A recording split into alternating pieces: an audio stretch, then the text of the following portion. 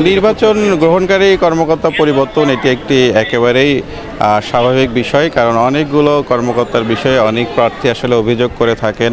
একই সাথে আমরা যেমন স্কুলের শিক্ষকদের ব্যবহার করে থাকি, সেই স্কুলের সভাপতি যদি প্রার্থীদের মধ্য থেকে কেউ হয়ে থাকেন বা তার আত্মীয়স্বজন হয়ে থাকেন, তখন অপর প্রার্থী আসলে তাদের বিরুদ্ধে অভিযোগ দেয়।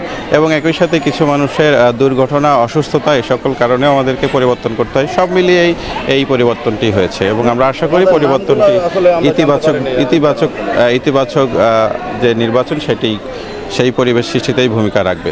আমাদের যে উপজেলা পরিষদ ইলেকশন চলমান আছে সেটি সুষ্ঠু, অবাধ, নিরপেক্ষ এবং শান্তিপূর্ণভাবে অনুষ্ঠিত হচ্ছে।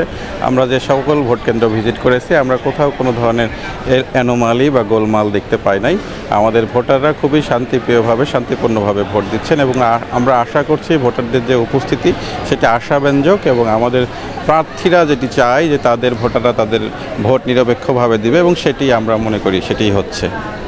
আসলে এই কেন্দ্রে এসে আমি যেটা দেখেছি সেটা হচ্ছে যে শান্তিপূর্ণভাবে ভোট হচ্ছে, তবে ভোটারের উপস্থিতি কম। তার কারণ তাদের একটা প্রশ্ন আমাকে বারবার তারা বলে যে আমরা গত ইলেকশনে ভোট দিলাম ট্রাকে, কিন্তু আমাদের ভোটটা গেল কোথায়, আমরা এর ফলাফল পাইনি।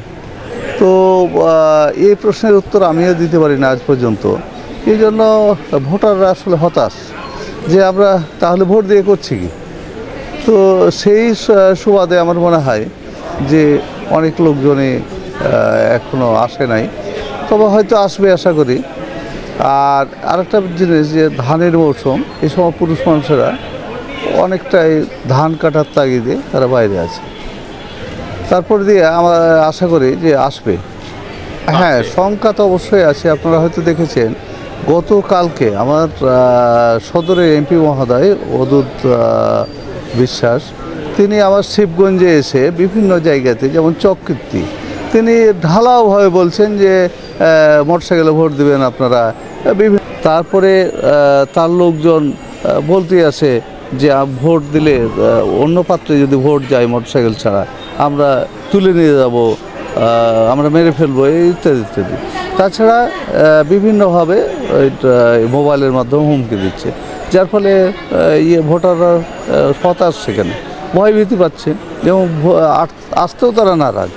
এই অবস্থা বিরাজ করছে। তারপরে দিয়ে এগুলো প্রশাসনকে আমি বলেছি এবং ব্যবস্থা নেওয়ার জন্য, সেখানে শান্তিপূর্ণ অবস্থা বিরাজ করার জন্য। ভোটের অবস্থা খুবই এখন পর্যন্ত ভালো, মানুষ শান্তি শৃঙ্খলাভাবে ভোট দিতে যাচ্ছে এবং আমি জনগণকে সবসময় বলেছি যে আপনারা ভোট কেন্দ্রে আসুন, ভোট দিতে আসুন, সুস্থভাবে ভোট হবে এটা মনে করি। আর সুস্থভাবে ভোট হলে আমি ইনশাল্লাহ বিজয়ী হব।